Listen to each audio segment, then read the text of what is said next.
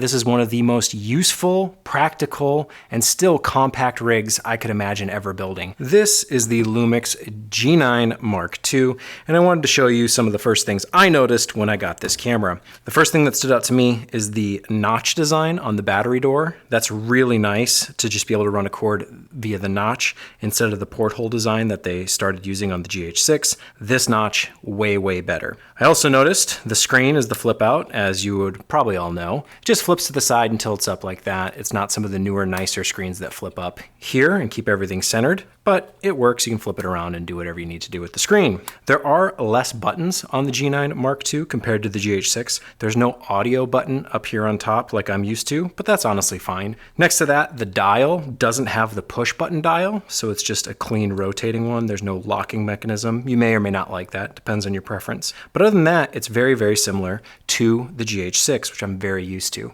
I like that the card door just pops open. There's no locking mechanism. Some of the cameras have like a little push tab here that makes it kind of annoying to get the door open. This one just pops exactly like you'd think. And of course, it's SD cards in the G9 Mark II. There's no other option, just two SD cards side by side. On the other side, we do have full-size HDMI. We've got USB-C that you can use to charge the battery in the camera, as well as microphone and headphone, which are very standard on almost every camera nowadays. I really like the size of it. It feels good. It's definitely bigger than needs to be for micro four thirds, but I don't have a preference for really small cameras. I kind of like this size. It makes it very easy to shoot handheld. I'm going to show you what I would do to this camera because you could use it just like this, but I think one of the first things you should add is a cage. So this is a cage I found from Small Rig. I actually really like this style because it has all the mounting points I would need and this hot shoe here. Sometimes they'll wrap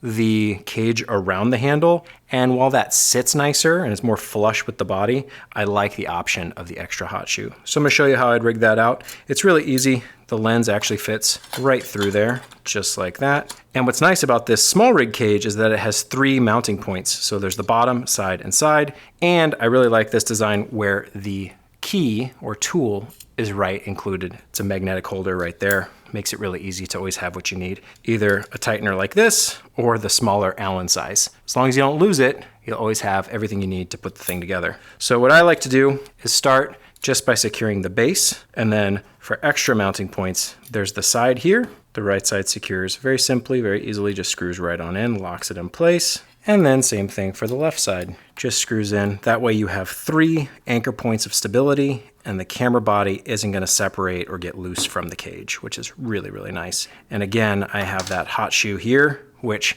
I have missed on the other designs that wrap. So now that the cage is on, I can add all this other stuff to it, which is great. First thing that I'd recommend is some kind of monitor. I like this style from Atomos. This is the Shinobi. There's no recording device on here. It's just a monitor, and that's usually all I need. A lot of times the internal recording is good enough these days with these Lumix cameras, so I don't need to record externally, but I do like to monitor just for the bigger screen. And I like this mounting point here. I believe it's the Airy style, where it's the 3/8 inch, but you'll notice that it also has two pins on the side to really keep it in place, and that works perfectly with the Small Rig cage that has holes for those two pins right here side by side. So once I've secured this in place with the screw, it's not gonna twist or turn or go some direction I don't want it to. And I really like these pieces from Small Rig. They work great. This monitor mount is also from Small Rig, and it's great because it's flexible and I can put it exactly where I need it to go, but it's tight enough that it'll stay put. It's not gonna move around and get all real loose on me like some do. With an Allen key, I can just secure that a little bit better. Make sure that's nice and tight on there. And you'll see on the back of the monitor, I have a dummy battery running to a P-tap or D-tap. And I'll show you what that's for in a second, because they're gonna get to the next thing I'd recommend. Additional power is essential when you're filming like I do. Yes, the camera battery will last a while, but I like these Anton Bauer Titan base battery packs. They go right underneath the camera and it makes it really easy to keep the camera charged all day long. With these Titan batteries, they come with a mounting plate built right in. So we're gonna use that same tool, screw that right into the base, get it nice and tight. And now we've got a really easy way to mount external power underneath the camera body. I think that's a lot more streamlined and better weight distribution when the battery is mounted to the bottom of the camera. Not only does it give it a nice base plate to rest on so your lens isn't constantly tipping forward, but I like that design a lot better than putting all the weight back or all the way forward. I like that weight right underneath the camera body, and it makes it really easy to hold. Now I can plug that monitor right in, and I've got power for my monitor and my camera all in one. No extra batteries to charge, which I love. As long as I keep this thing charged up, everything has power. Of course, we'll need HDMI to see what we're looking at. Again, the G9 Mark II has full-size HDMI, so that plugs in just like that. I do like the coil design. Give me some of that flexibility, nice safety, but nothing too long and bulky. Kind of stays put right out of the way. I really like that design. And speaking of power, USB right to the side of the Anton Bauer Titan base, USB-C right into the camera. Now we get that light on the G9 Mark II, which means it's charging the battery right now.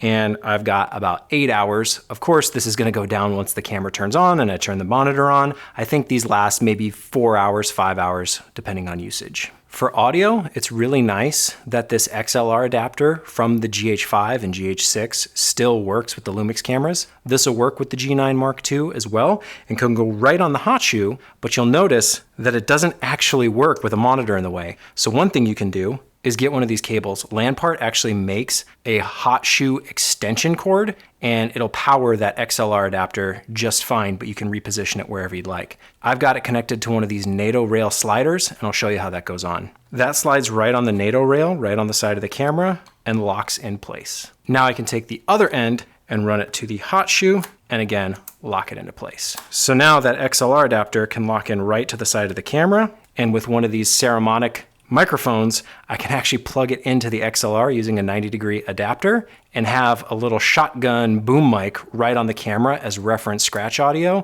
in case I need it. The reason I'm using that is because 9 times out of 10, I'm using these DJI mics, the wireless mics for left and right, and the receiver needs to plug in. This will plug into the 3.5mm input on the camera and mount right here to the cage for convenience. Now I have left and right wireless on channels 3 and 4, and I have XLR on channels 1 and 2. Last but not least is headphones, just to make sure I know what I'm monitoring. Thankfully, on the G9 Mark II, like a lot of the Lumix cameras, you can actually decide what channels you're monitoring. You can monitor all 4, you can monitor channels 1 and 2, or just 3 and 4. They make it really easy in that audio menu to listen to what you want to hear instead of just getting whatever they decide. Headphone plugs in right to the side, and now I am ready to record.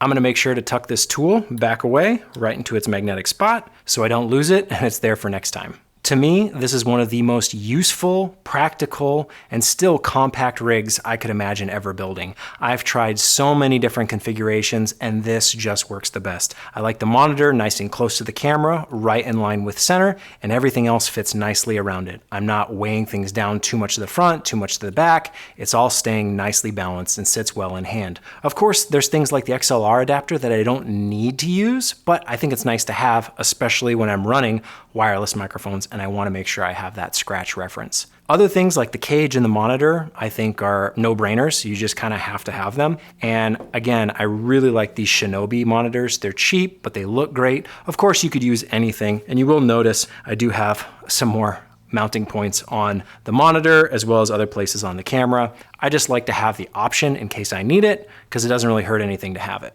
All things considered, you don't have to build your rig this way, but it's a style that I don't see too often. And after experimenting, trying, playing around with all sorts of shapes, sizes, and other people's preferences, I finally found something that works for me. This is basically the exact same setup I used for my GH6, and now it's nice to see that all the pieces, all the components work with the G9 Mark II. One more thing I could mention is that I am running filtration on the lens. I almost always have some kind of ND filter on the camera just because the ISOs these days tend to be higher, apertures tend to be lower, and it's nice to have NDs, especially when you're filming outside or even in bright indoor environments. But I also have the Tiffin Black Satin filter on here. It's the 1/8. It's a nice, really subtle beauty filter that just adds a little bit of bloom to the highlights, softens those skin tones, and I think it looks really, really nice as opposed to black diffusion, which I don't use all that often. I like to use the black satin pretty much for all my work. I think it's just that extra nice little sweetness on the lens. So far, I'm really happy with the Lumix G9 Mark II. The phase detect autofocus has been working great, as well as that dynamic range boost. I have no complaints so far. It just works like a dream, like the GH6, which I love, but even better.